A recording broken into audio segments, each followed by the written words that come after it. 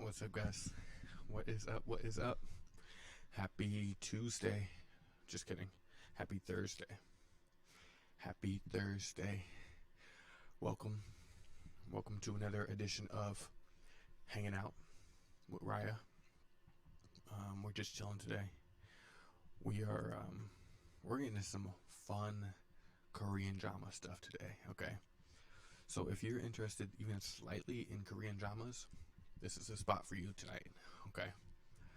Like, we're gonna get into my top 5 K dramas that I would recommend to a newbie. So if you haven't ever gotten into K dramas, or you're thinking about getting into K dramas but you just haven't quite yet, or if you just want some more recommendations, maybe you watch K dramas already and you're like, all right, give me some more, I got the bug. This is a spot for you. This is the perfect night for that, because we're just gonna be yapping about all the K dramas. At least the top 5 I would recommend um, to beginners. Now, they're not my favorite. They're not my top 5 favorite, but they are 5 that I think are definitely worth the watch, and easy to watch. Like, they're not anything too complex or crazy or too much chaos or plot twist. It's not gonna like hurt your brain to think about. Like, you know, they're just kind of a lot more relaxed, kind of nice ones to start and get into. Um, but yeah, happy Thursday. Hopefully, you guys are having a wonderful week so far. It's the best night of the week, Thursday night. So, hopefully you're able to kind of relax and come through, and maybe you're getting off work, or maybe you're, you know, just chilling in bed or in your room or driving. Maybe you're working out. Is anybody listening to this while you're working out? Um, that'd be kind of cool, because I do listen to streamers while I work out. Like, if I'm like tired of listening to my music and I just need to like zone out, I'll listen to some streamers, and it's kind of cool. It's kind of enjoyable. Um, so yeah, hopefully wherever you're at, you're safe and you're warm and you're ready for a lovely Thursday night over here with Raya. K drama night. But as always, we're gonna yap a little bit, because that's what your boy does. And there have been things on my brain that I gotta get off my brain. First of all, why is chocolate milk so dang good?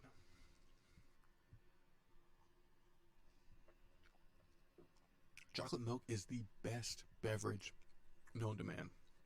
And you can fight me on that. It's just delicious. Oh, I did put up a question of the day. I think we're gonna do that from here on out. I don't know, because I want to get to know you guys and see what kind of things you like. So I'll try to change those every stream. Um, and if I don't, feel free to call me on it, or if you got any ideas for questions, let me know. But yeah, so today's question of the day is, what's your favorite food? Okay. And then also, we changed the goal to hit 25. So yeah, the follow goal is 25. So, but yeah, why is chocolate milk so good? Especially whole chocolate milk. It's so dang delicious. Like, I don't drink anymore, like alcohol. But like, if I could go to a bar and just order like chocolate milk neat, without getting stared at real weird, I would do it. Matter of fact, I've tried doing it, but they just laugh. And they think it's a joke. They think like I'm lying to them, but I'm being dead serious. Like, do you have any chocolate milk on the rocks, please? Because it's delicious. Probably not on the rocks. I don't want my chocolate milk watered down, but chalky milk just neat. Like, yo, bartender, give me 2 fingers of that chalky milk special. Top shelf chalky milk. One of my big things, like when I travel, obviously I eat a lot and I get a lot of tattoos, but I love to go across the country and find the best chocolate milks. Like, I have traveled to my fair share of American states, and I'm here to say that the one thing that Iowa has going for it, the one thing, and if you know me, if you've been around here, even in the slightest, you'll know that there is not much I say about Iowa that's good. I don't normally speak of it in glowing terms, but the one thing that Iowa has for it is its dairy products. Like, we have this company called Anderson Erickson in Iowa. It's like a smallish operation. Like, it's very local. It's like, I think it's only Iowa. But they do 2 things better than most places across the entire country. And yes, I say country because, like I said, I try them everywhere. They do 2 things better than most: chocolate milk and eggnog. Now, don't even get me started on eggnog, because a lot of places, their eggnog is trash. Their eggnog tastes like bubble gum, and I hate. And it tastes all chemically like produced. I don't like that, But I love looking for like really good chocolate milks. And I've gone all across the country. I'm not talking like Yoo-Hoo or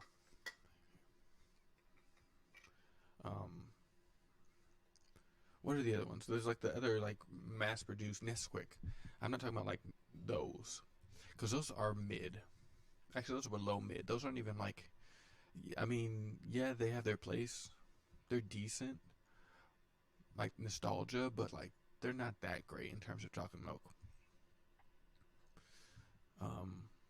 So I'm not talking about like ones you can find all across the country. I'm talking like localized, like specialized, regional chocolate milks. And so far, the best of the best, and I know I'm biased, but the best of the best is what I grew up on, and it's called AE, Anderson Erickson chocolate milk. So if you find a whole milk version of that in Iowa, pick some up. They come in the little guys. They come in the bigger guys. They come in like the real big guys. They come in the jugs, gallon jugs. Get you some of that.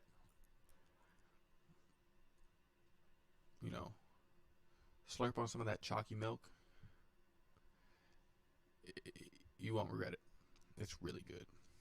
It's really good. And then the second best, I think, was out in, I want to say, Rhode Island. Rhode Island has some fire chocolate milk too. It's not quite as good, but it's decent. And actually, in the South, Publix chocolate milk, not bad.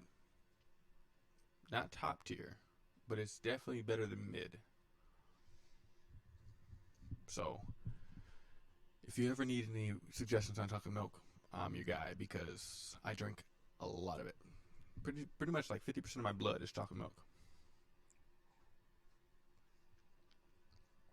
Like you probably noticed on stream, I have a glass almost every time. It's just so good. It's so good. Plus, it's so many calories that like it replaces a meal for me. It's like a meal replacement. So sometimes when I don't feel like eating, I just drink a chalky milk. Mm, mm, mm, mm, mm.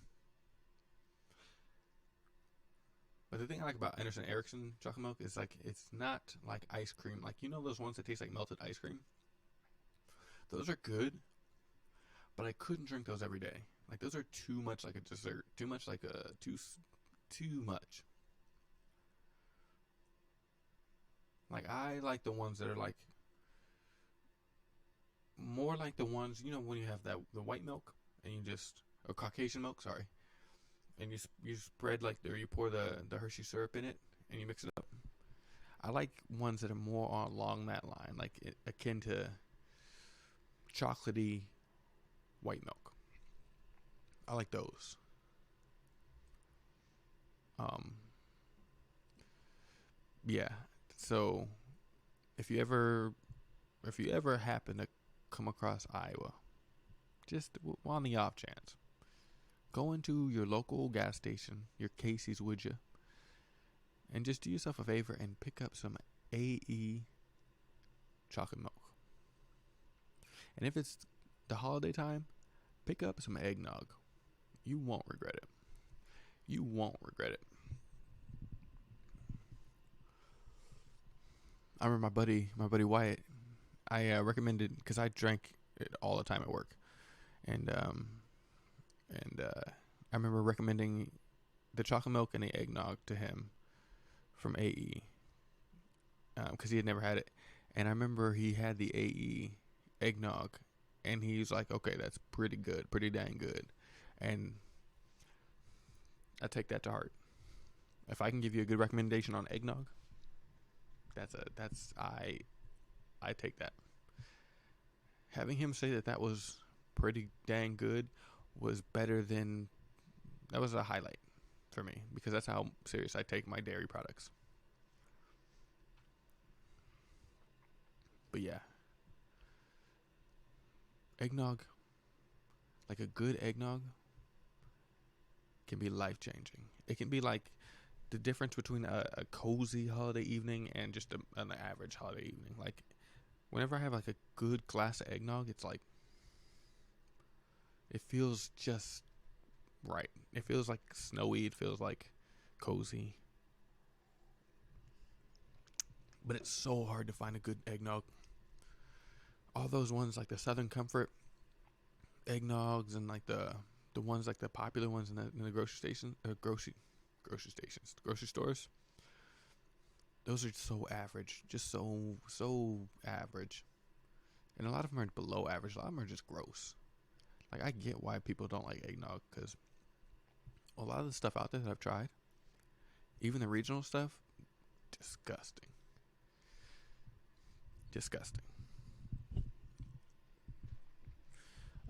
Speaking of cozy, I'm talking with a friend of mine, and we're on this like Gilmore Girls like kick, and it's pretty cool because Gilmore Girls is one of those shows. Gilmore Girls is like the eggnog version of TV shows. It's like you have it on in the holidays and it just feels right. You have it on when it gets chilly out, it feels right. Like, it's one of those, I probably can't watch it for half the year, at least. Like, I'm not watching Gilmore Girls in the summertime. Sorry. Like, it just doesn't make sense in my body to watch it in the summertime. You know? Summertime's more like a Sons of Anarchy kind of mood. Or like that kind of speed. But like Gilmore Girls, as soon as it hits like middle of September, like let's say September 16th, and that first morning where it's like kind of crisp, and you're like, whoa. Like, all of a sudden you start craving like just black coffee, and you're like, it's starting. And then you just, somewhere in the distance, you just hear it echoing off the wall, like, if you're out on your own, feeling lonely and so cold. And you're just like, you can feel it bubbling up. You can feel that spirit just bubbling up. You can feel Lorelai just, you know? And it's just, you know, you can't even control it, really. Like, you can't, when the Gilmore Girls craving hits, you can't control it. You're just like, all right.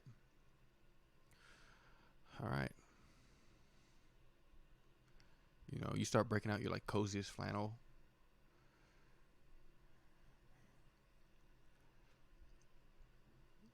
And you just, you know, everything just turns like a beautiful shade of like auburn, and you're like, I don't even know what color auburn is, but like that's what it becomes, and you're just, you know, and you're seeing Rory and Lorelai do your thing. You're like, all you have to do is call my name and I'll be there on the next train. And you're like, I got goosebumps just thinking about it. Like for real. Because there's nothing better than Gilmore Girls in the fall. Like watching it, just binge watching season 1 and 2, especially in the fall. It's nothing like it. Like Gilmore Girls is one of those. I'm glad it became such a cultural phenomenon. I'm glad, like, that one is the exact right amount of popular, I think, to me. Because it's really good. The writing is really strong. The relationships are really awesome. The character development.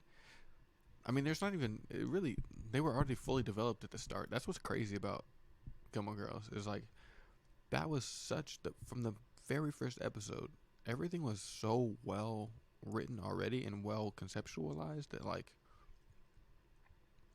you don't have to do much. Like, it's one of those plug and plays where you just jump into that world and then you're there, and then you're just watching Rory and the dude from Supernatural start flirting. You're like, what is happening? That guy is so tall. And then you see Lorelai doing her thing, and she talks so fast, and you're just like, I like this. And Luke kind of looks like he smells like wood and like leather, and you're like, okay, I can get behind this. And then Jess comes in later on, and you're like, this is the best show.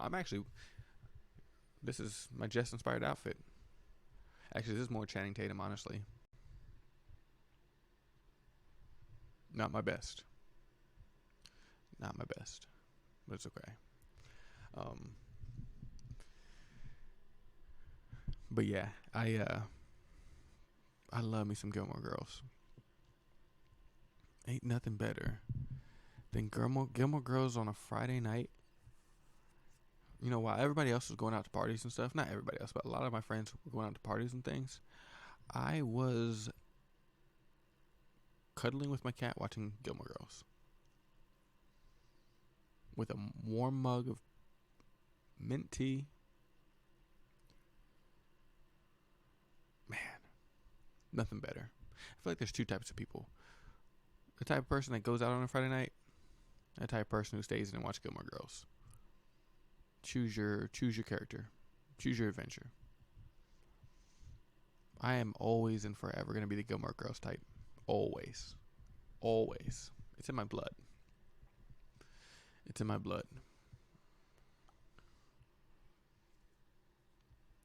I tried to actually put Stars Hollow on my passport, like, you know, where I'm from, but they said I couldn't do that.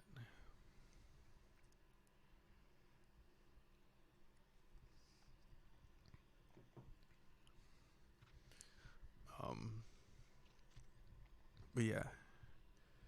Although, the only thing I don't like about Gilmore Girls is like the later seasons when she goes to college and then Logan comes in. Logan makes that show almost unwatchable for me. Because I've met so many Logans, and Logan is just the most...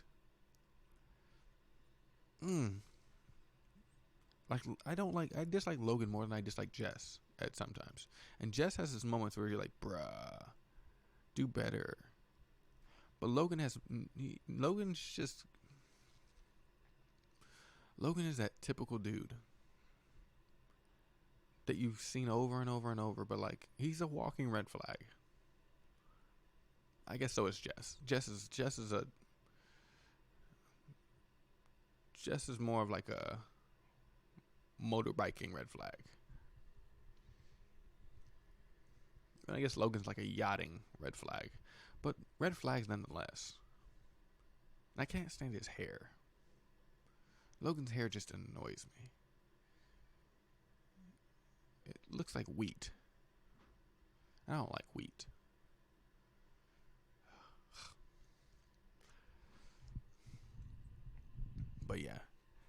Gilmore Girls with Paris, and you got the trio of Paris and the two other girls. No one knows their names.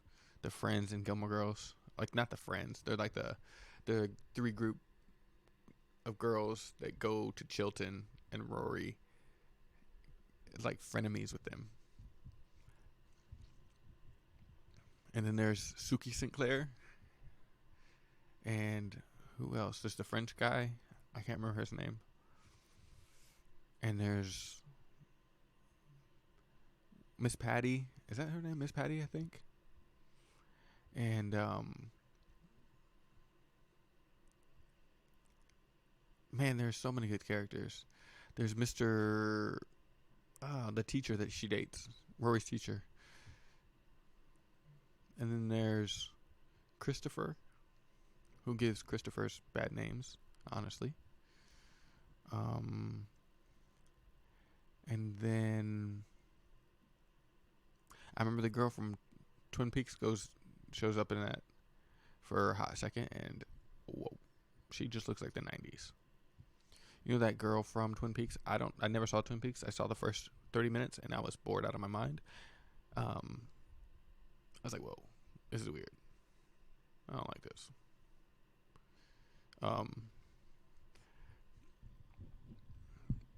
Yeah, that main, I don't know if she's the main girl. She's the brunette with a really pretty face. She plays little Rory's mother-in-law. No, just kidding. Plays her like stepmom, something like that. I don't know how moms work. But yeah. She looks like she would just she looks good in that 90s style makeup. Like the darker, eyeshadow. So yeah. And then who else? There's so many just good moments. Like that first season especially. Like if you haven't seen Gilmore Girls, essentially it's about a mother and a daughter who live in this town called Stars Hollow, and it's like the most cozy, like PG or like rated G like place of all time. It's a small town. Nothing bad ever really happens. They all just chill and drink coffee and like hang out. And that's it. And they just go to like high school dances, or Rory does, and then Lorelai is like working. Like it's like the most basic like slice of life thing, but they do it in such a cozy way where you're just like, man.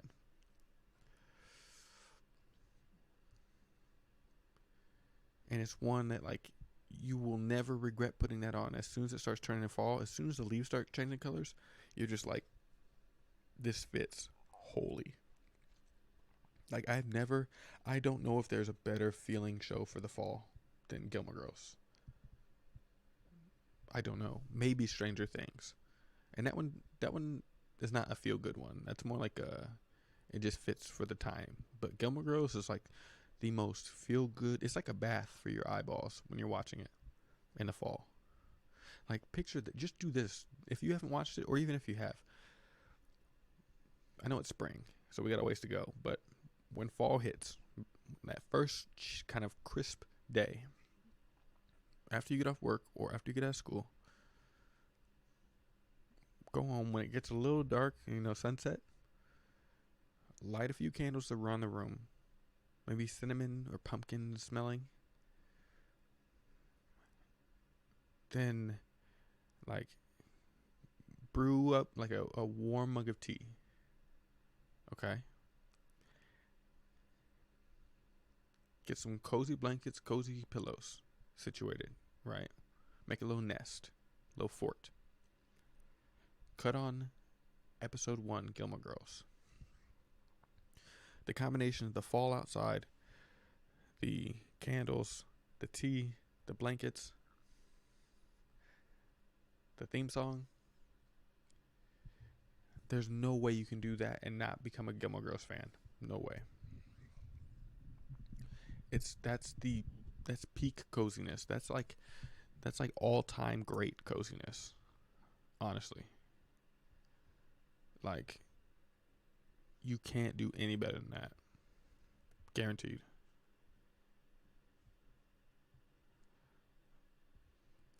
So yeah.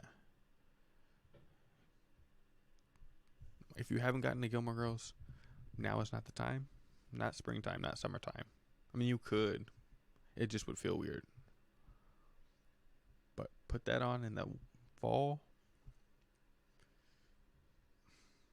And the thing is, nothing happens. Nothing really happens in that show. It's not like they're trying to save the world. It's not like, people are backstab. I mean, a little bit, but it's like that high school drama, right? Because it follows Rory through high school, and she essentially, episode 1, leaves a public school and goes to like a private school. So she's dealing with that new environment and new friends and, a new boy and a new relationship with the grandparents, and that's fun. And then you got Lorelai. It follows Lorelai, and she just does. She owns a hotel or an inn or something, or she wants to. I don't know. She's just something about a hotel, and it follows her. Like, it follows her in her day to day, but then also it follows her like romance, like her romantic life, and then also her relationship with her parents. So it's like, it sounds kind of boring, honestly, like if I describe it like that, but when you actually watch it and you feel it, it's like, it's so cozy. It's like I can't understate how cozy that show is. It's so nice. It's so nice. So if you haven't watched it, or if you're thinking about watching it again, do it, because Gilmore Girls is one of my all-time favorite shows. And Suki St. James and Jackson. That's it. I was trying to think of Jackson's name this whole time.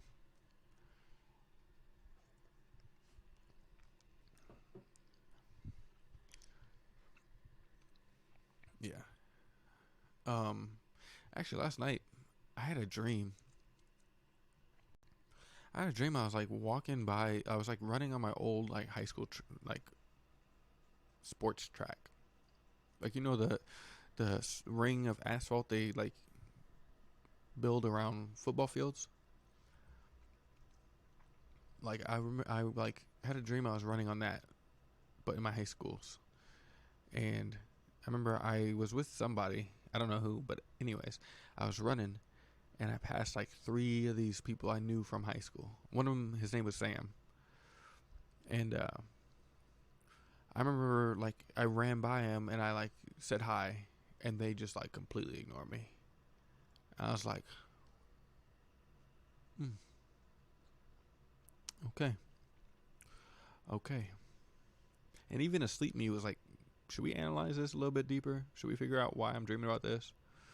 But I don't want to. I think honestly it spawns from, I just got a friend request from somebody I knew in high school.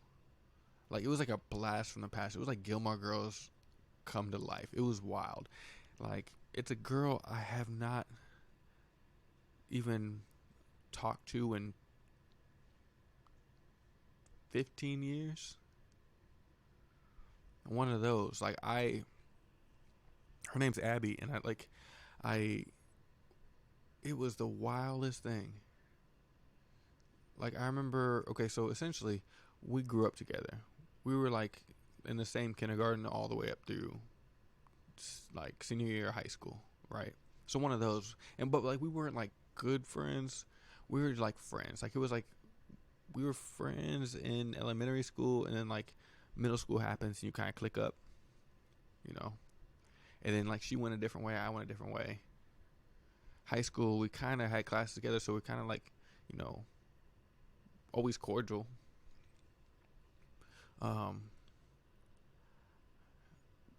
So yeah, she was like a big part of my like growing up. Not a big, but like she was like a mainstay. Those like. So for her, I was a side character in her school quest, right? And she was a side character in my school quest. Like a constant. Um, and she's real cool. She's real funny. She's brilliant. Like, she's real smart. Like, she always gave the vibe, like, that she pretended to be not as smart as she really was. To, not necessarily to fit in, but, like, to placate guys. Like, you know, because a lot of dudes get intimidated by women in general, but women who are smarter than them. So, like, one way to counter that, if you're trying to attract a male, is, like, pretend you're dumb to give him a sense of confidence. Right? Terrible. Like, it's crazy that that's a thing that has to happen. But yeah, it always felt like she was using that tactic, because I knew her from kindergarten up. So I knew how smart she was. Like, and that's the beautiful thing about elementary school, is, like, when you're a kid, you don't hide how smart you are. You just being a kid, and you just knowing what you know. Right? You don't know that you have to, like, dumb yourself down to fit into situations. It's just like, you just know what's in your brain is already in your brain. You know? And then that just comes out. You haven't developed that brain filter yet. So, however smart you are is exactly how smart comes out. And so yeah, knowing her from that, it's like she was always in, like, the advanced classes and, like, advanced maths, all those. Like, she was, like, smart. She's smart. But then it seemed like once we hit into high school, we're like, you know, people are starting to date and, like, click, or, like, not click up, but, like, you know, pair off. It always seemed like she, like, would kind of come off more just less smart. Not in a bad way, just in, like, a noticeable way where it's like, girl, you know that. I know you know that. You're smarter than everyone in this room. But she would, like, hide it. So yeah. Yeah, she just added me on, like, I got a friend request. I was like, whoa. Because I did try to look for her, like, after high school. I tried to, like, find her on social media and, like, you know, add her, because it's like, that's what you do. When you go your separate ways from, like, your childhood, like, friends, you just kind of add them on Facebook and never talk to them. But you just know that they're there. Right? You just know that your high school friends are, like, there on your phone at some point when you want to. But, like, you're never going to talk to them. So, yeah, that's what I was like. But I could never find her. It was like she disappeared. It's like she went ghost. And I was like, whoa. What's happening? Like, I'm pretty sure we went for like, we were far enough back. I'm pretty sure we were MySpace friends. I think. Like, she was one of my MySpace friends. I don't think we were each other's tops, like, anything. But we were definitely friends, I'm pretty sure. It's like way back. We go way back.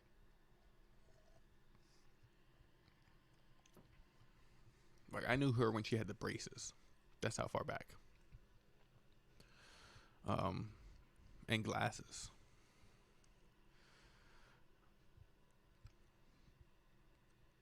But yeah, I remember looking, like, every 5 years or so, like, her name would just pop in my head. And then if I thought about it, I would, like, go online and, like, see if I could find her social media and, like, add her, or, like, friend request her or something. I could never find her.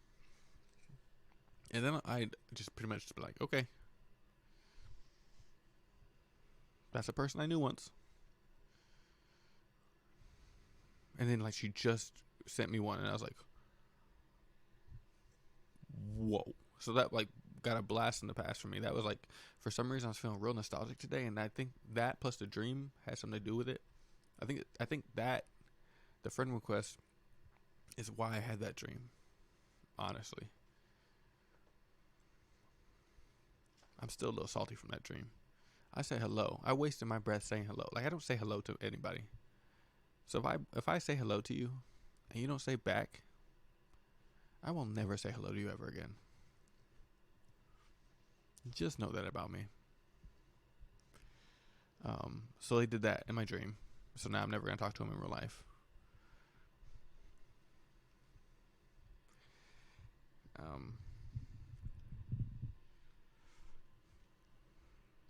Yeah, like you know that thing where like you feel like slightly embarrassed after someone like doesn't acknowledge you. Like I felt that in my dream, and I was like, "What is happening? What is happening? Why do I care?" Like if that happened in real life, honestly, if this is real life and I had control, if I saw them,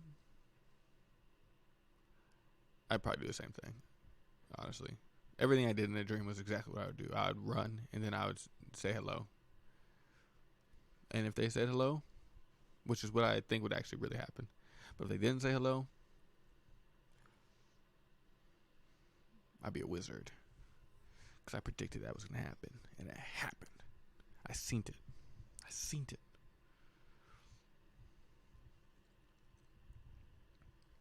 But yeah. You ever have a friend who just like you almost forgot about, you pretty much forgot about, and then they just come out of the blue, or like, you know, they send you a friend request, and like all day, like not all day, but like when I was drinking my coffee this morning, I was like feeling nostalgic. It was wild. It was like, cause it like kind of, I would like kind of went through like a few of her pictures just like to see how she was doing, and she's married with kids now, and it's awesome. It's also weird because like she's the same age as me. Like we were 5 years old at the same time. And it's like now she has a bunch of kids and a husband, and they look happy. Like they look happy as heck. And I'm like, good for you. That's awesome. I think she may be a doctor or like some kind of thing with the hospital, like a hospital person. And I'm like, that's super makes sense. Because you're smart.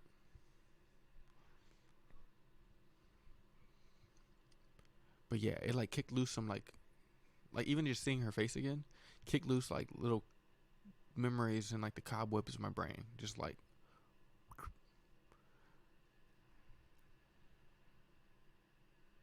and then I'm just like, wow, that's wild how the brain works. I literally had a dream. I don't dream about people from my high school like almost ever. But then I had a dream last night, and 3 of them were in it. I can't remember the other 2, but I remember a dude was there. A guy named Sam, who's a chill dude. Like he in real life, I ain't got no problem with Sam. We were friends on the basketball team, and that was about it. It was like we were the background characters in each other's stories. But like, he's just a regular dude, and I'd be a regular dude to him. It's like probably don't ever think of each other ever. That's my guess.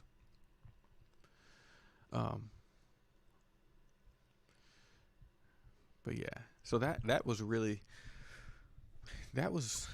kind of interesting. Like that was kind of cool. I didn't expect. A, I didn't expect the friend request. B, I didn't expect to like feel nostalgic about it. Like it was like, I don't know. It felt kind of cool though. I forgot to add her back though, honestly. Boy. I'll do that. I'll do that. I'll Someone remind me to do that because I probably will forget. But yeah, today was an interesting day.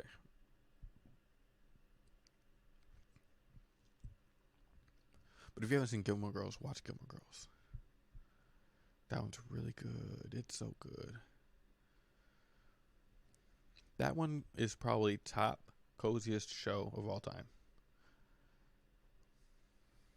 Like that one at least is up there.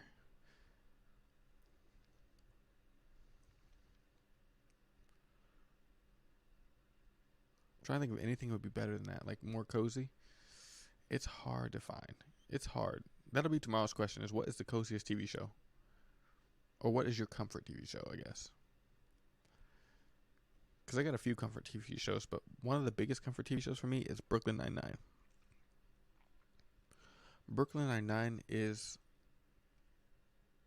that one. If you haven't seen it, please do yourself a favor and just watch it. It's so easy to get into. It's so easy to just stumble into 8 episodes.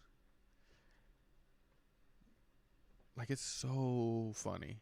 And it's like, it's very much like The Office, where the first couple episodes, the first season, their first half season, it just takes a little bit to like get its steam, get its. It still has funny moments in the first bit, but like the real humor and the chemistry comes like the second half of season one, and then throughout the rest of the show. Like they had to like find their legs, they had to find their footing, they had to find their humor, their timing, their rhythm. Like you can see it clear as day when you're watching it. Like you watch the first couple episodes, you're just like, okay, it's funny. It's like I like where this is going, but you just gotta trust it. You gotta trust that they find it because they do. And let me tell you, Boyle, the character Boyle, is A, he's my spirit animal. B, he's one of the funniest characters on TV. Like, he is so funny. He's such this, like, I can't explain him. He's just a mess of a person, but also, he just has the oddest combination of interests in a character I've ever seen. It's like everything he loves is just so specifically Boyle. It's so interesting. Like, he's so funny. His lines are so funny. It's like, and Andy Samberg is hilarious in it. Like, it's probably my favorite role he's ever done. You got Terry Crews, you got Captain Holt, you got Amy Santiago, you got, you got Hitchcock and Scully, who are like the old head like screw ups of the department. It's essentially just a cop comedy. It's like if The Office. No, it's more like if Parks and Rec wasn't Parks and Rec department. Parks and Rec was like the police department. That's exactly how it is. It's like, it's more along that lines. But it's so funny, and like I said, push through the first season, and it just rewards you with some of the funniest things. Like, I don't laugh out loud more than when I'm watching Brooklyn Nine-Nine. Even more than like The Office. And The Office gets me like sometimes just deep. But Brooklyn Nine-Nine, I've probably seen at least 3 times full through, like all, I think 7 or 8 seasons. Like, it's just such an easy watch. They go so quick. Like, when you're watching them, it almost feels like they're 10 minutes long because they just go so quick. And all the storylines are good. They're so funny. It's such a good show. Like, it's my comfort show. I love the opening. It's so loud for no reason. But like, the chemistry is so beautiful. They just grow. You see them, like, how they develop and how they grow to end up loving each other and trusting each other over time. You're just glad to be a part of it. You're just glad to witness it. You got Rosa. Rosa's in it, and it's hilarious. She's so funny. She's such a funny character too. It's just so well done, and it's like the guest appearances on that show are next level. Like, Kevin, who's Captain Holt's husband in the show, is hilarious. You got Cheddar, the little their dog, which is one of those, like, I can't remember what they're called. They're really low to the ground, and they got like those fat butts. Corgis. They're corgis. And Kid Cudi's in it for an episode. Like, the dude from This Is Us is in it for a little bit for an episode, and he's such a good actor. You got Craig Robinson, who's a recurring character. You got just so many. You got Katie Seagal in there for some reason, just showing up. If you don't know Katie Seagal, she's Gemma from Sons of Anarchy. Like, it's just one of those, like, that one I fall back to whenever I'm like in a bad mood, or like if I'm in like that like depressed mode or whatever it is. Like, I will throw on Brooklyn Nine-Nine, and it always at least makes me chuckle a little bit. Like, it's so funny. It's so hilarious. I'm even thinking about parts right now. Like, I remember one time, Andy Samberg like punches Terry Crews, like just joking. He like hits him in the, like the stomach, and you know Terry Crews, he's ripped, like ripped, and like Andy Samberg like hits him. And he's like, "Do you have another bone there by chance?" Like, it's so funny. It's so good. It's so like, and it's also just really wholesome too. It's like nothing is like too wild about it. Nothing is too. It's like a police comedy, like pseudo procedural, but like the main point isn't about the crimes or the bad guys. It doesn't like the fun is like watching these guys like interact, like watching these like characters interact with each other and like solve crimes is so much fun. And like they're also relatable. Andy Samberg plays this dude Jake Peralta, and he's so relatable. He doesn't know how to do his taxes. He doesn't know what a like savings fund is. His desk is full of like snacks, and like the rats end up getting in the snacks. Like he just has no concept of like planning for the future.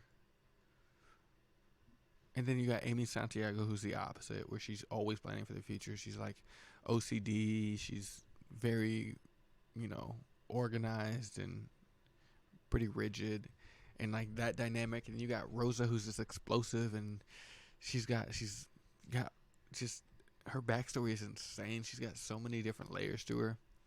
Boyle, who's like essentially a mashed potato, both in attributes and body shape. But he's so funny.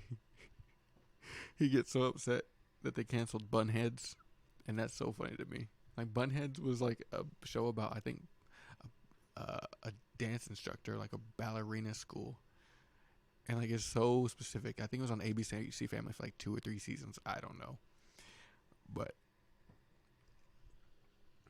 and then you got Captain Holt, who's this hilarious, like stoic robot of a man. And it's so good. It's so good.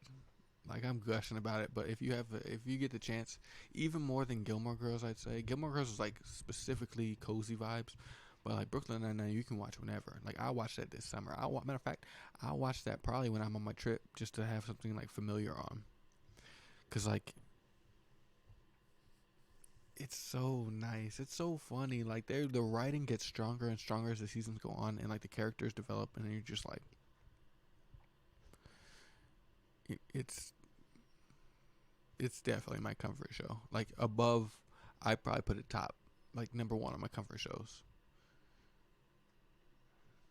Like it is that good. It is that funny. It is just definitely worth the watch if you get a chance and you've been always on the fence about watching Brooklyn Nine-Nine. Check it out.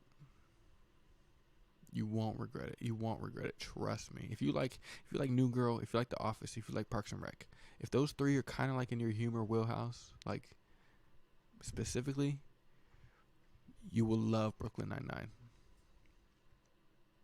It's just that kind of humor, that writing. They do Halloween heists. They do Halloween heists I love something about me. I love recurring themes in TV shows. So I love when they do like, holiday episodes or Thanksgiving episodes or, that kind of thing. And in Brooklyn Nine-Nine, they do the Halloween heist, which is essentially, I don't know if it's in the very first season, but Jake Peralta, the main character, and Captain Holt, they make a bet to see who's the better. They make a bet pretty much. It's like Jake's like, if I can steal the watch off your wrist by the end of Halloween, that was my puppy, then you have to call me the best detective of all time or something. And if he loses, he has to give like 4 weeks of overtime or something. I don't know. It could have been season 1 or season 2 or the second iteration of the heist. I can't remember the exact specifics of the first one. All I know is they did that one and it was hilarious, and then they did it every single season afterward. They did a Halloween heist, and I love that. I love that they did something, they just created something, and then just kept going with it. So every season there was a holiday heist or a Halloween heist, or at least most of the seasons, and it's just like, those things are so cool to me, and they do it well. Like, just watch it. But the intro song is really loud, so be careful. Like, there are a lot of times where like I'll fall asleep with it on, and I'll wake up at like 2 a.m. to the sound of like the guitar going, and I'm like, oh my goodness, where am I? Like, freaks you out for a minute. I won't lie. Like, Brooklyn Nine-Nine for me is, I go back and forth between Brooklyn Nine-Nine and New Girl on which one. Like, personally, it's weird. I love Brooklyn Nine-Nine more, but New Girl is like exactly my humor. Like, exactly. Like, I feel like I would fit in pretty well in the writer's room for that, because everything they pretty much write is exactly how my brain works and what I think is funny. So that's what makes it tough.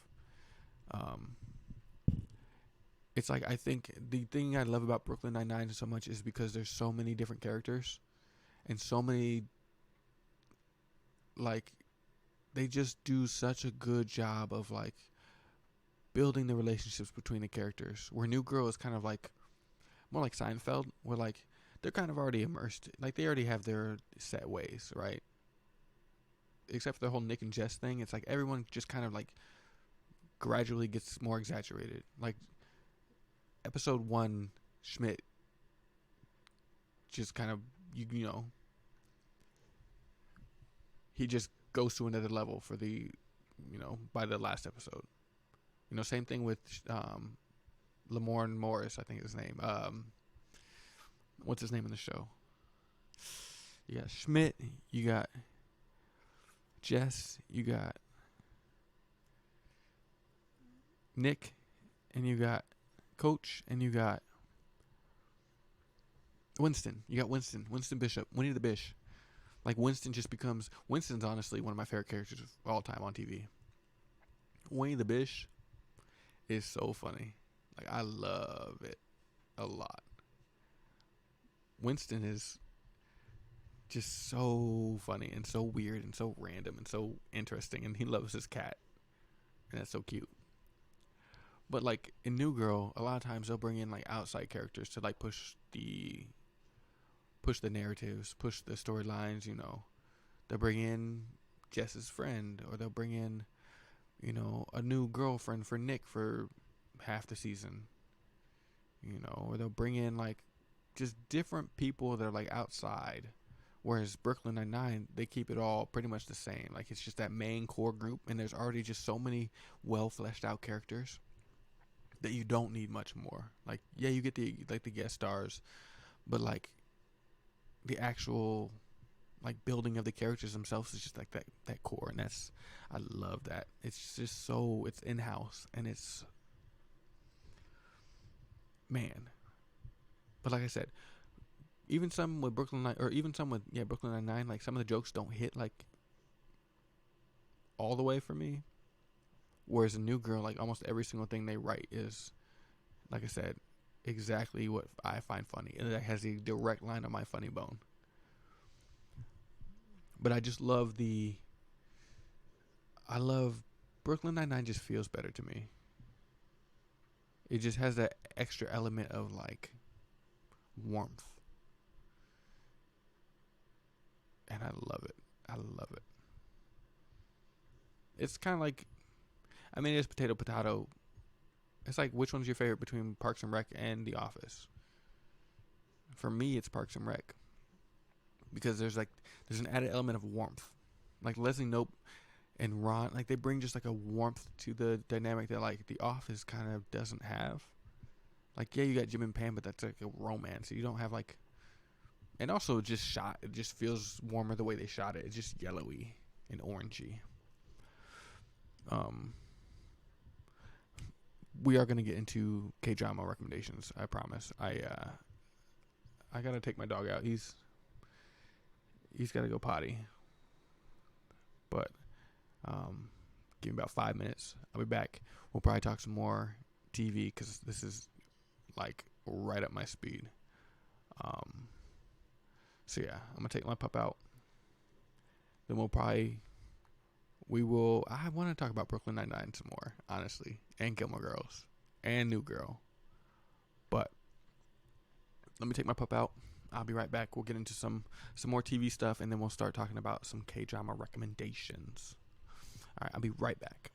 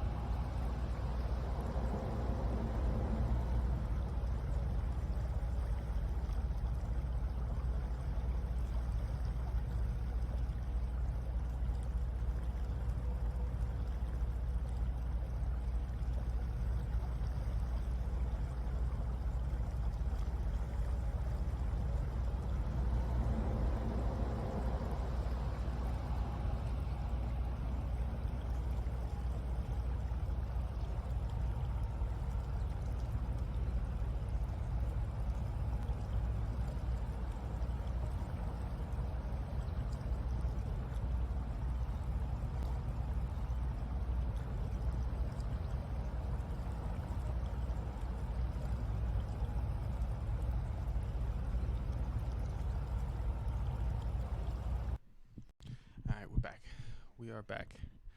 I guess I never answered my favorite food.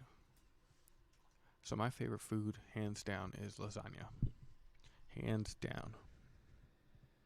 I love a good lasagna. Honestly, I could eat lasagna for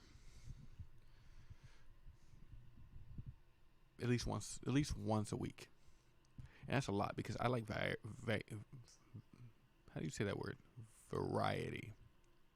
I like variety when I eat. So I need like a bunch of different foods. Like I've never been one of those guys.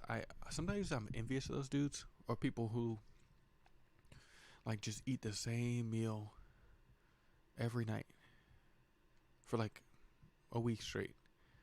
I can't remember if it was like Mark Wahlberg or one of those. There's some dude who just like was talking about how he doesn't have that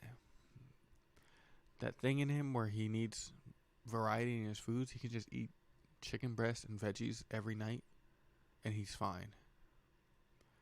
Like some days I'm envious of that because it's like that would come in handy so many times when I'm just like on my day 3 of leftovers and I don't want to eat it anymore. But he just can turn that off and just keep going. So once a week for me is like a pretty big deal in terms of food because I get bored of food real fast. Like lasagna would probably be one of the only ones I could do that with. Like I just love, they just did it right. What is better than like a cake made out of tomato sauce and noodles? Like there's just nothing, like that's just delicious. And I love making lasagna. I love like layering the layers and like putting the sauce and the cheese and like the ricotta or the cottage cheese or whatever you use, and then you keep going, and then you put it in the oven and it just like starts bubbling. It makes the whole house smell so good. Like I got this one really good recipe from a girl I dated. Like she rarely cooked.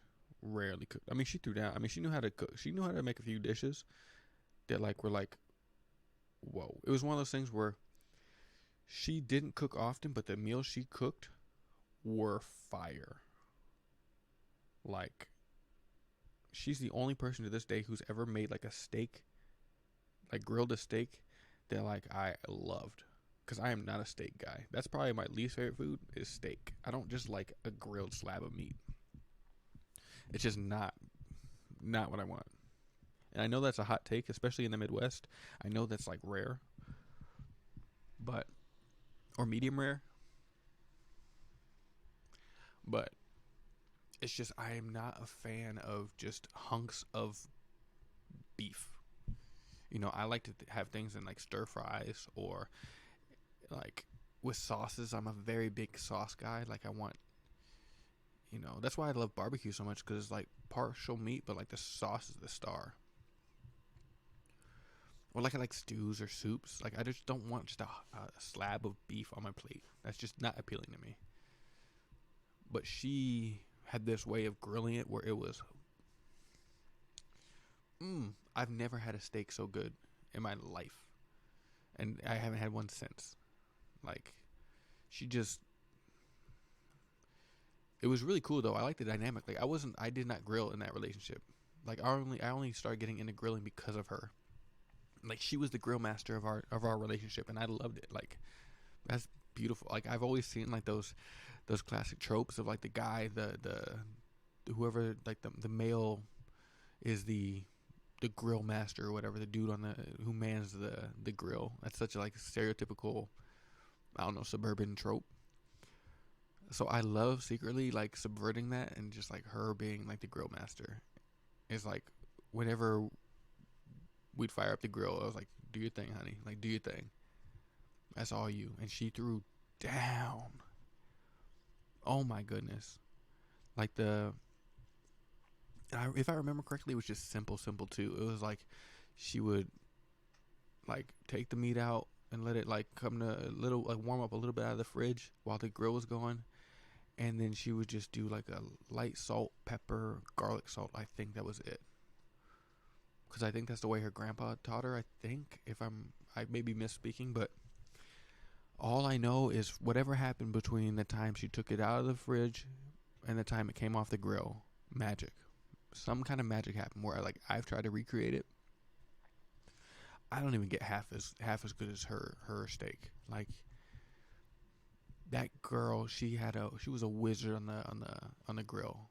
And like, I'm decent now because of her. Like, I watched her a few times, and then like that kind of like sparked my curiosity, because like she could make average things taste amazing on the grill. And I was just like, that's one thing I did like borrow. I'm gonna go with borrow because that sounds less like, I don't know, but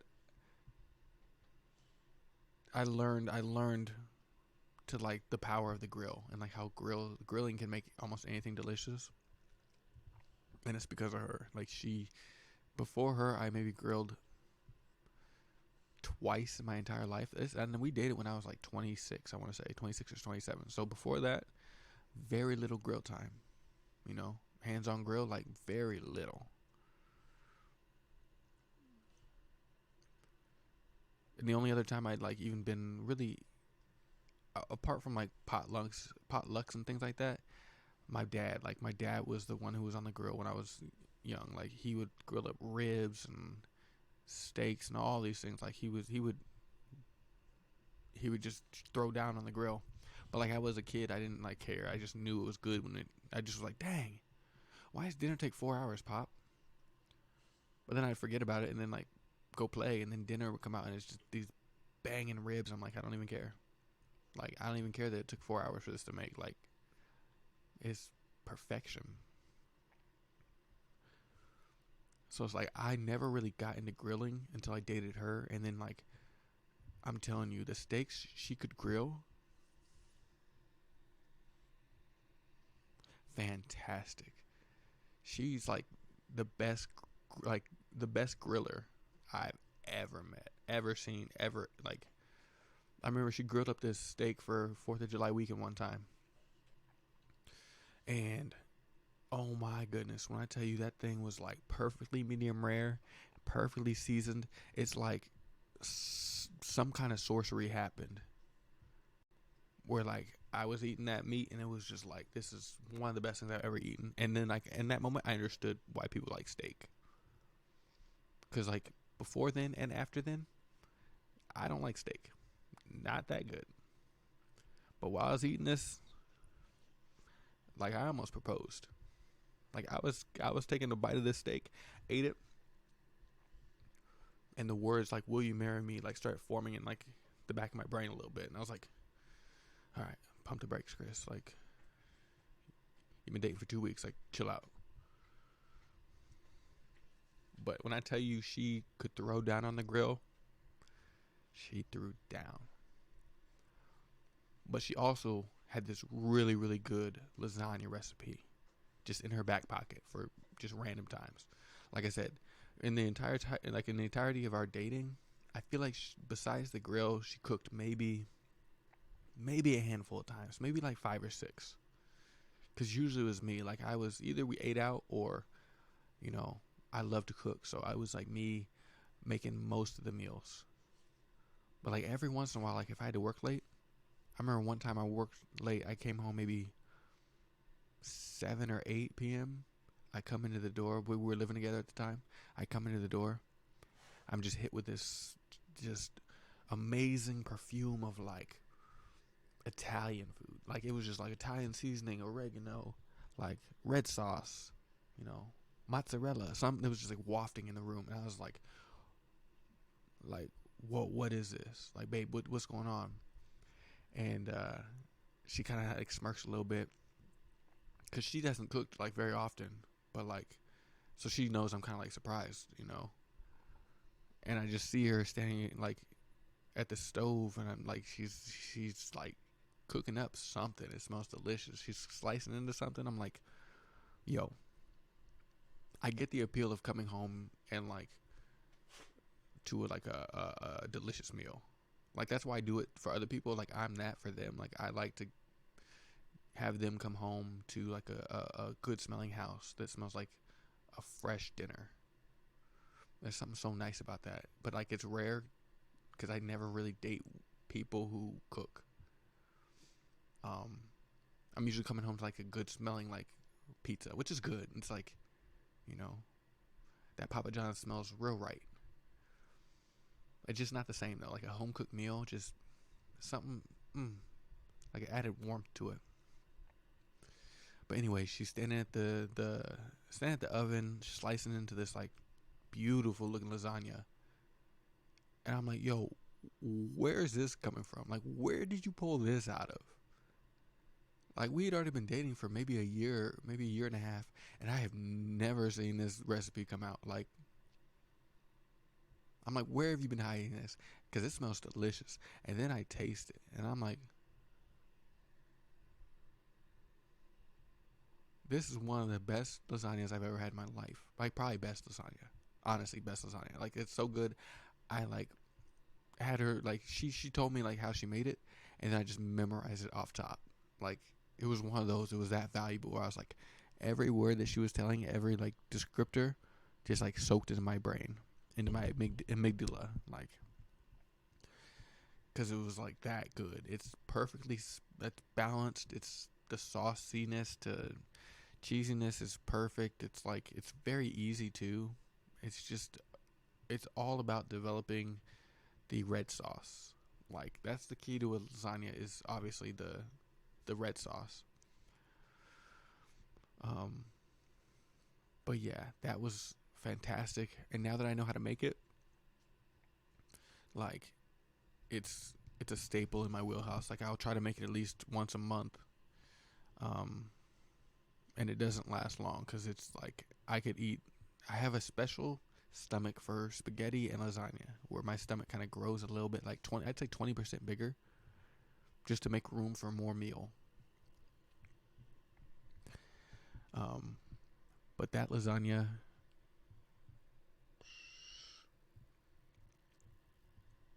for some reason I feel oddly guilty, like making that for like if I'm dating someone like new or dating somewhere else. I like feel oddly guilty that like I'm serving them a dish I learned from someone I dated before. Like, is that weird? I don't know. It's something I like don't fully understand yet.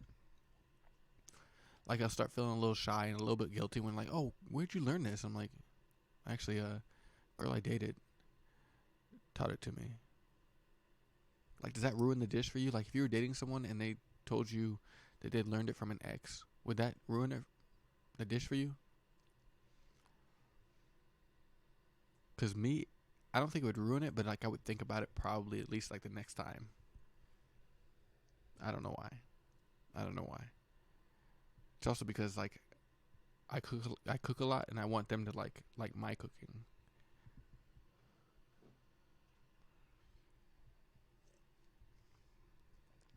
But so yeah, my favorite food of all time is lasagna. It's just, I love a good red sauce. I love a good red sauce. I remember there was this Italian place in Iowa City that I tried for the first time, I think my senior year, which is so unfortunate because like I could have been going to this place for 3 extra years, but I only discovered it. I actually discovered it because I went to go to KFC and get a double down, but it was closed. So the KFC was closed. Probably due to like diabetes or something. Or like probably someone had a heart attack like in the lobby because it's KFC. KFC things, you know. But so I was like, oh dang, I'm hungry. What's around here? This place called Mama Zoe's. Apparently it's like a chain in like eastern Iowa, western Illinois, something like that. Maybe they have them in other places too. All I know is I had Mama Zoe's ravioli with the red sauce, best red sauce I have ever had in my life. I'm still trying to recreate that. If anybody has a line into that recipe, let your boy know, because that red sauce, you could pour that on cardboard and it'd be delicious. Like, it's ridiculous. I mean, it's like, it's meaty, but it's not overpoweringly meaty. It's like you can still taste like, it's like two things for me are Mama Zoe's red sauce for like pouring on noodles, and Pizza Hut marinara for like dipping breads in. Those two are like top 1 and 2 red sauce for me. And yes, there's definitely a difference between red sauce and marinara in my eyes. Like, the Mama Zoe's red sauce, it would be delicious with breadsticks. Don't get me wrong. But it's not the perfect fit for breadsticks. It's the perfect fit for noodles and like the end of like pieces of bread, like scarpetta, like the horseshoe or whatever it is, like dip up the bread and the sauces. That red sauce is perfect for that. But like breadsticks that are like seasoned, like Pizza Hut, that marinara is top tier. What's better than Pizza Hut breadsticks with the marinara? And I would know. I worked at a Pizza Hut Express in a Target one time, so I know. I'm kind of an expert. But that red sauce from Mama Zoe's in Iowa City, good night. Good night. Sayonara to all other red sauces. Like, and the sad thing is, I think if I remember right, like they changed the ownerships or something, and I went back like pretty recently. I mean, within like the last, it's probably when I went out to, because I had to go out that way to get to North Carolina. So within the last 5 years, and wasn't as good. It was like they definitely changed something about the red sauce, and it wasn't as addictive. Cause like that first time I had it with the ravioli, I think they were just cheese raviolis too, but it was like with the meat sauce, best sauce I've ever had. So that's like the red sauce I'm like comparing every single one of my lasagnas or spaghettis to. Also, there was a red sauce growing up, like my grandma made, my dad's mom made, just a delicious. It was different. It wasn't like, I don't know. It had a very distinct flavor and taste that I cannot replicate. I don't know how she made it. It was just one of the things that's just forever going to be grandma's sauce, because it's like, I don't know if we ever got the recipe from it, and she passed, and it's like that I would crave it. And it got to the point where I think she'd make it every single time we'd come around. Like, we try to see her like once a year or like once every few years, and every time she'd make that spaghetti, because she knew just I was addicted. There was nothing better than a bowl of her spaghetti with her sauce, and like she'd always have like Hawaiian punch. And so just like a bowl of that spaghetti with like a little juice box of Hawaiian punch. Oh my goodness. If you ever want to see me turn into a kid again, serve me that for dinner. Like, it was so good. It was so good. Like, but her sauce was like it was meatier. It was richer. Maybe there's some butter in it. I don't know. But it was like definitely different. You know, it was less like Mama Zoe's and more like a ragu, I'd say. But banging nonetheless. But that Mama Zoe sauce, if you have a Mama Zoe's where you're at and you haven't checked it out, try it. See if it's any good. It's still good. It's just not quite as like just addicting. That's also one thing I try to do at every place I'm at. You know, we talked about the chocolate milk. I try to get ravioli wherever I'm at. I try to find the best ravioli in the country. so far, Mama Zo's in Iowa City was the best because that red sauce. It didn't matter what ravioli was like underneath. That red sauce carried everything. Also, about ravioli, I even went across. I went to a different country to try raviolis. I went to Mexico City, and I tried the ravioli there at a restaurant. And okay, this one was on me because the hostess asked me, "Con salsa?" which means with salsa.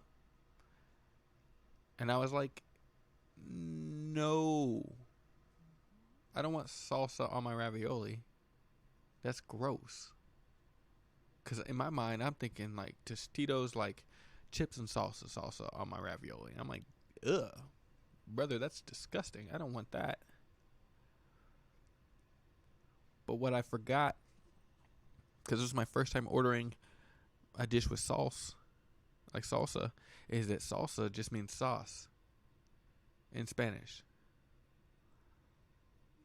So when she gives me the dish, it's just 8 plain raviolis, right? They're just naked. They're just like... So I'm just staring at 8 naked cheesy raviolis, just laughing to myself like, oh yeah,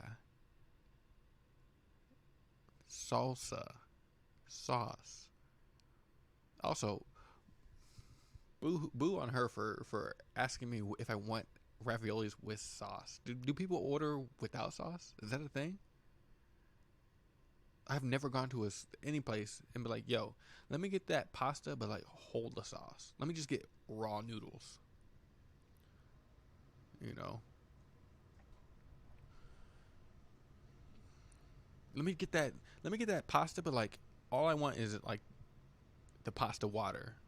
Like a hint of the pasta water on the pasta. That's all I want. Nah, she had me effed up on that one because that was okay. 90% of it was on me. I'll admit that. That 10% was on her. You're gonna ask me. Clearly not a local. Con salsa. Like, of course, con salsa. Like, there was never a situation where it wasn't gonna be con salsa. Con salsa.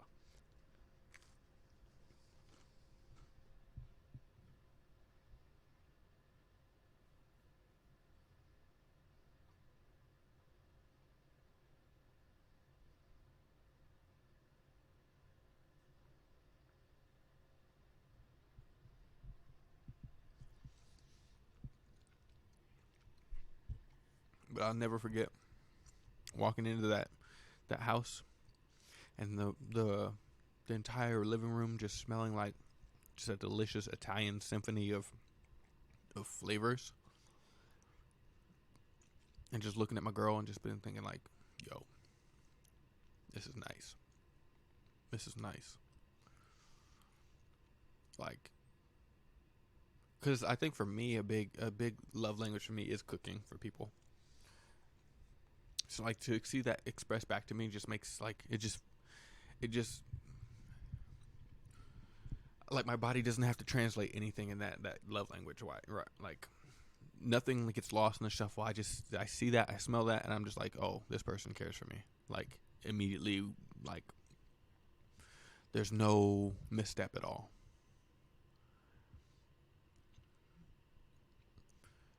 So when I saw that, I was just like, man, this is amazing, and it tasted delicious. That's the thing. If you cook for me and it doesn't taste well, I don't care.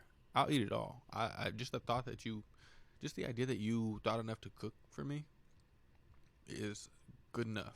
Like I've had plenty of meals from that like weren't that great, but like the fact that they cooked,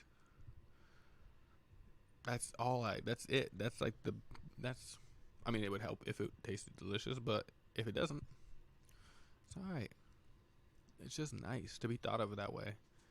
Nice to have somebody who like, that's one thing I think I've talked about it before, but like I do want to date somebody who like shares that kind of aspect to him. Like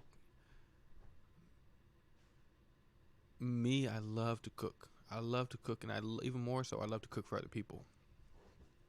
Like, I love to make meals for other people to enjoy, and I kind of want to meet somebody who shares that. Like, it's not a necessity, obviously, but I've never had it before, where someone kind of understands that aspect of me.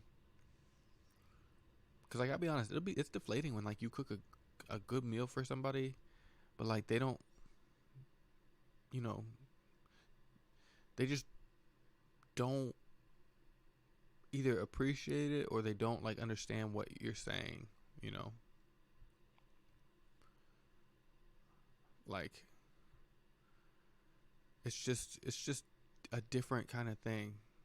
Like, if you don't express your love in that way, then you don't understand what it means when someone does it for you.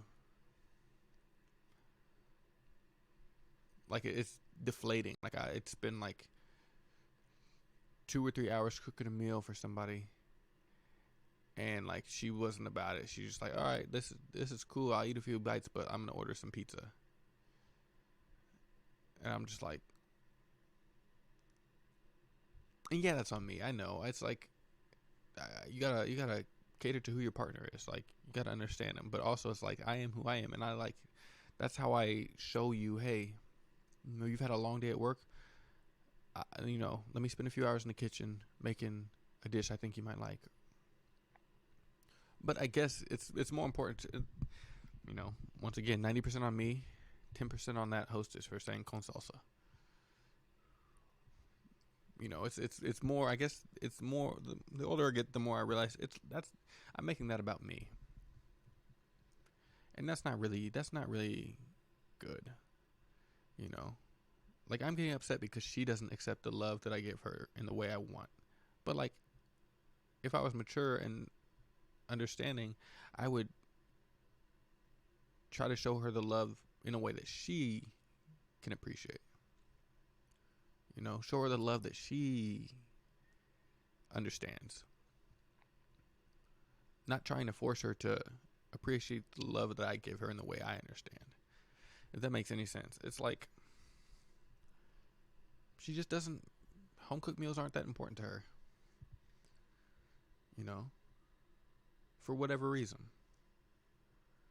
Maybe she would rather use that time to spend with me and, like, just order a pizza. It's quicker, it's delicious,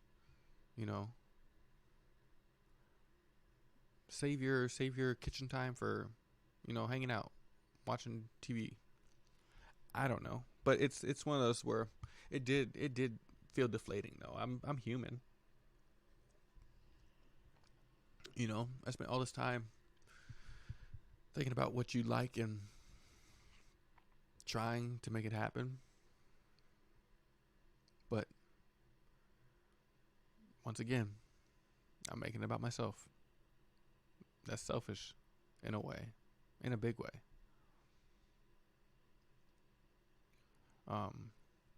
But it would be nice, like, to cut that out. Like, I can still be selfish, but also it's a love language. If I dated someone who was similar in that way, so then I'd get to cook, and I get to show them the language in a way they understood. So it would be like more simpatico, more con salsa. You know what I mean? It's like, if we're both on that same kind of wavelength, cooking food for each other as a love language, like that, less has to be understood, or less has to be, like, explained.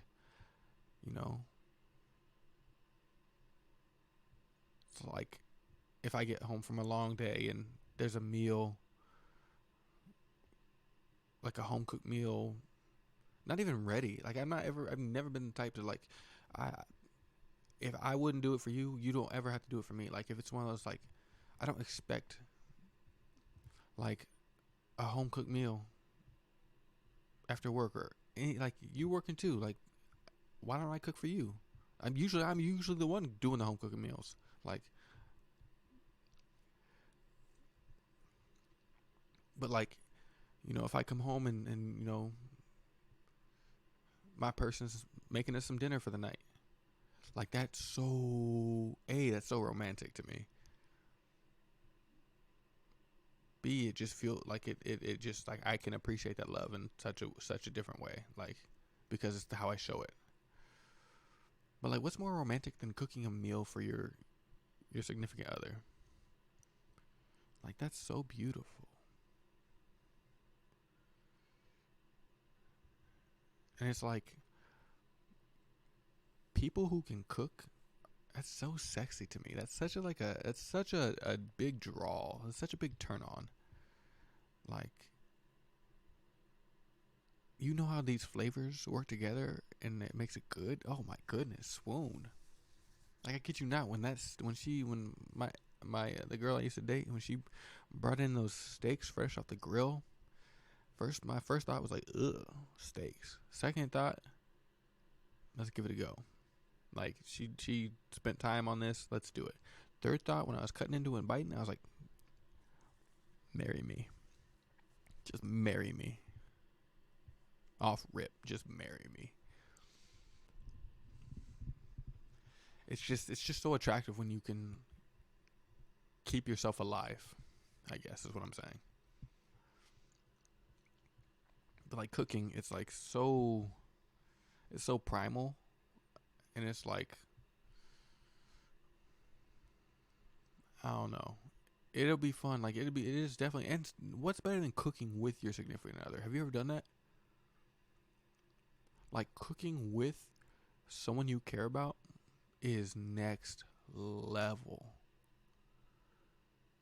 Like, there's just so many times. Like, even if one of you doesn't cook, even if you both don't cook, just get in the kitchen. Like, it's such a good excuse to like be close to each other. Have some wine, or if you don't drink, have some chalky milk. You know, cut on some of your favorite music. It's such good bonding time. It's like, plus you like, things are going at the same time, so it's kind of fun. Like, okay, I'll chop the onions while you start the meat. There's tasks to be done. It's just so much fun to have all this like energy in the kitchen. Like, the kitchen to me, besides my bedroom, is like the spot. Like, the kitchen, I make a concerted effort to make it like cozy and inviting and like a space you want to cook in. Like, I hate those like contemporary kitchens where they're like just stark white, modern appliances, very sterile, like a doctor's office. Like, I could never. Like, I'm much more of those, like, even if you go back to like the 70s, like, you get the like just crazy colors, like wood paneling, like kitchen, like with the old stoves and things like that. Even that, like, I could do more. Like, I just need my kitchen to be like inviting. Like, I need it to be a space where it's like I feel comfortable like being in. Number one, like warm. I'm talking warm, soft lighting. Like, I usually hang some art in the kitchen, and not like some of that like Italian restaurant themed art where it's like, Vini Vita Vino, right? Or like some like clip art of like a tomato vine. No, like, I put like some of my favorite art in the kitchen, because like, besides my bedroom, the kitchen is usually where I'm at the most, or I spend like a good chunk of time. So it's like, I put my favorite art on the walls. I make sure, hopefully, I have like a window that I can look outside, so I get natural lighting in. Always, always, always, I put some kind of sound system in there. It's like a nice speaker, so that like at any moment I can just connect and just play like my favorite music. Cause like, I mean, forget for a moment like cooking with a significant other. Cooking by yourself is a whole vibe. Listening to the music that you enjoy. Like, if you don't like cooking, step one is to turn on some good music. Turn on music that you love. That's step one. Step two is make it cozy. Make it like a place you like. Put your art up. If you don't like art, put, make it a space you enjoy. Get some cool plates or something. Get some cool knives. But like, ain't nothing better, like, a lot of times, just like, that's my safe space. That's my like retreat, Like, I would love to just come home from work, like shake the day off, take a quick shower or bath, and then just go in the kitchen, grab some fresh fruit that I bought, or fresh veggies that I bought, like maybe some fish, and just make something. Like, just create something. And like, your house smells good, the music's going, the soft lighting's going, you're comfortable, you got your puppy hanging out with you. You know, yeah, it takes 3 hours to make a meal you'll eat in, 6 minutes. So what? It's like the destination isn't the goal, it's the journey.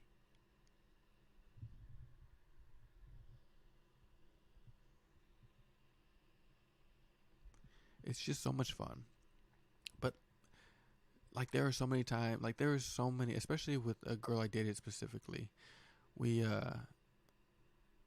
like, she wasn't that much of a cooker. Like, she didn't really even like to spend much time in the kitchen. But I remember, I'll never forget this. It's one of the biggest compliments. But like, she told me like I made cooking fun, or like she didn't want to do it unless it was with me, and that's like, that stuck with me, because it's like the fact that I could make someone like something that I love, even a little bit, is like big. But like, I remember we would just like cook together, and we, I mean, your boy, I'm gonna have to turn on the charm just a little bit. And she was equally charming, so it was like, bruh. But it's like, get a nice glass of wine, get your favorite music on. There's sizzling going on. There's like different Cuisinal noises going on, and you're just like, it's just nice. It's romantic. It's comforting. It's sexy. It's all these things at the same time. There's high heat. There's temperatures, and it's just like, nothing better than cooking with your loved one, or cooking with your significant other. It's just, if you haven't done it, I recommend it. Like, as a date night, just cook dinner together. Trust me. Trust. And it's like, after, you drinking a little wine, that dinner, that roast has got to be in the oven for like 40 minutes. I know what I'm saying? You switch playlists real quick. Get to that sexy playlist. You got time. And then you just get a delicious meal out of it. What is better than that? What is better than that? That's peak.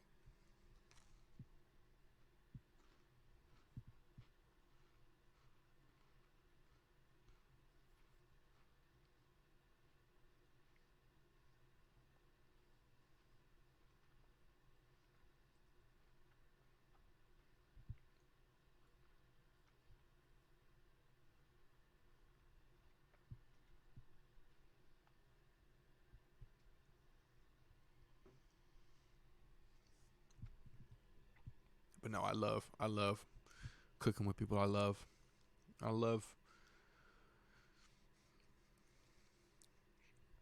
I don't know. I haven't always. That's the thing. I haven't always loved cooking. Like, growing up, I just knew my parents, like, would be in the kitchen, and then dinner would show up. And a lot of times I wouldn't like it, but I'd have to force myself to eat it.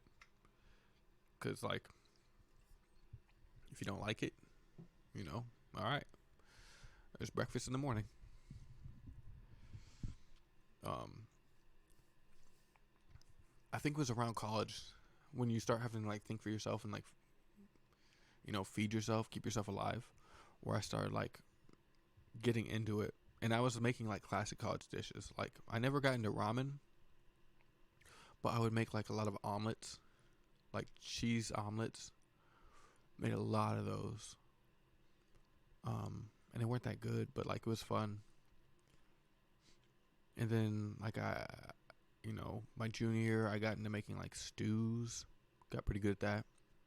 Senior year, I got into like fresh veggies, so I like there was this market down the street called John's in Iowa City, and I would get like fresh mushrooms and like just try, like it was all just trial and error. Just like the one thing about cooking, like unless you go to school for it, is like it's all trial and error.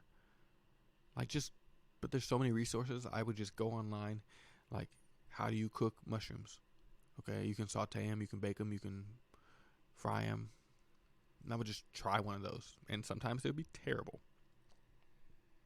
and sometimes they'd be alright. But then it just, over the course of time, I just grew to love it. And it's not even the fact of cooking itself that I enjoy now. It's more of like the time spent not having to think about other things. Like that's really what it boils down to. When I go in the kitchen, my brain just turns off. Like it's a lot like when I go to the gym, or like when I make music. It's like my brain just like turns off. I can just focus on chopping. I can just focus on flavors. I can focus on prep. You know, I don't think about work. I don't think about friends. I don't think about anything like that. So it's just nice to have a space dedicated to just that. You know, if I had a slogan for my kitchen, it's no bad thoughts. You know, you just turn your brain off, just go into autopilot. You just chop your tomatoes, you know, season your meats, sautés and fries stuff. So it's just like, plus you got your music going. Like I cannot stress that enough. Like make your kitchen a vibe. That like even when you're not cooking, you kind of want to be in there. Like you want to sit on the counters and just like listen to music or like take selfies. Like there's so many times I would just sit on the floor in the kitchen with my puppy and just take dumb Snapchat selfies because it was just a cozy place to be.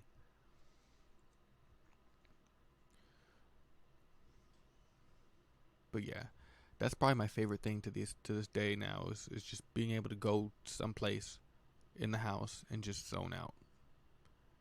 And the byproduct of it is you get a really good meal out of it most of the time. I won't lie, like sometimes my meals are not hitting. Every once in a while, like I've gotten to a point where like most of what I can make turned out pretty good, or at least like, you know, at least above 6 or 7 out of 10. But like every once in a while, there'll be like a 4 out of 10 in there, and it's just like, ugh, not the right combination of flavors. But like it's also just fun to experiment. Like I'm the one that like throughout the day at work, I'll just be like thinking of a recipe. You know, usually be like, okay, at the store last night there was like trout on sale. All right, I rarely cook trout. What's the best way to cook it? Like, what would be delicious? All right, what would be the good flavors? Okay, all right, so let's try this. Let's bake it with some butter and some garlic and maybe a little rosemary.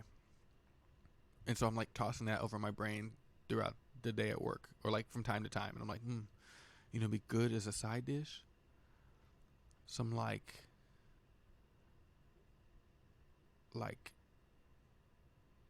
broccoli, like braised broccoli, like soy braised broccoli, and I just like, kind of work it together. I piece it together, and like a lot of times it turns out really well now. Where like I know enough combinations of flavors and how things work together, where it's just like it works. But it's like almost all trial and error for me. Like, just I look up a recipe, I take bits and pieces of it based on my flavor, and I'm like, okay, that works.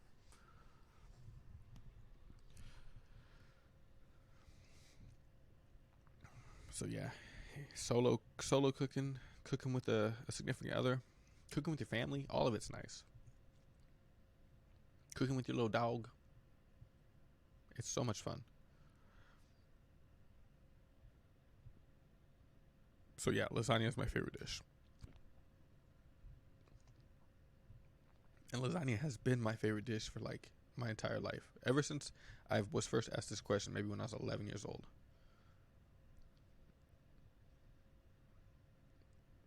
It's just so good. Second would probably be spaghetti. And those two are like pretty much identical. Red sauce, on top of noodles with cheese.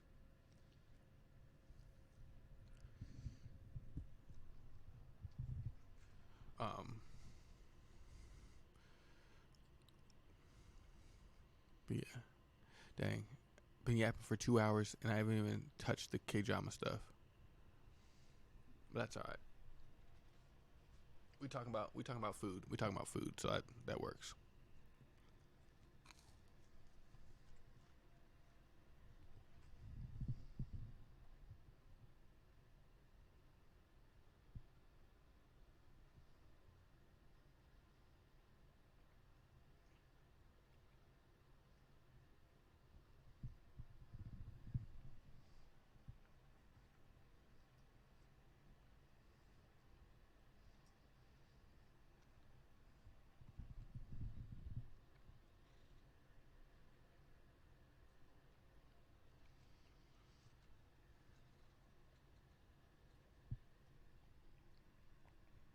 Also, I'm eating a Pop Tart, brown sugar cinnamon baby, of course, of course. So what have we talked about so far? Gilmore Girls, Brooklyn Nine-Nine, cooking. It was like three of my favorite things of all time. So you learned a lot about me today. That's pretty wild. Um,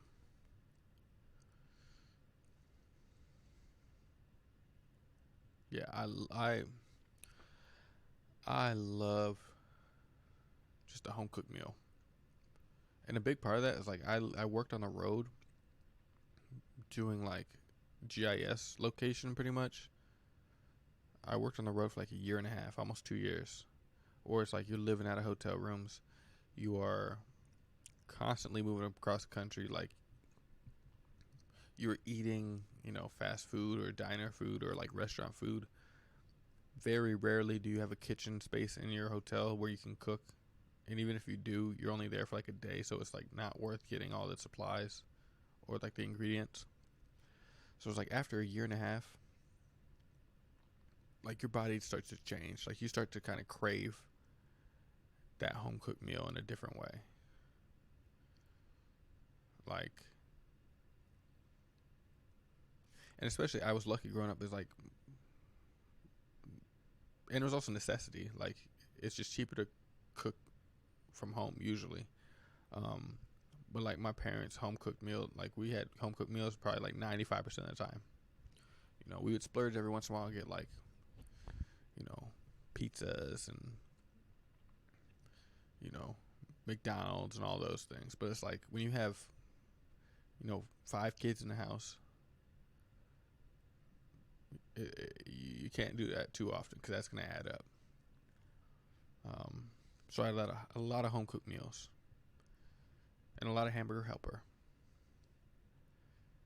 Um, but like those are the things like I am grateful for now. Like at the time, I was like, man, why can't we just have McDonald's? Why can't we have Burger King? Like I had no concept of like economy or like bartering or like exchanging money for goods or services. Like I had no concept. I was just like, my tummy wants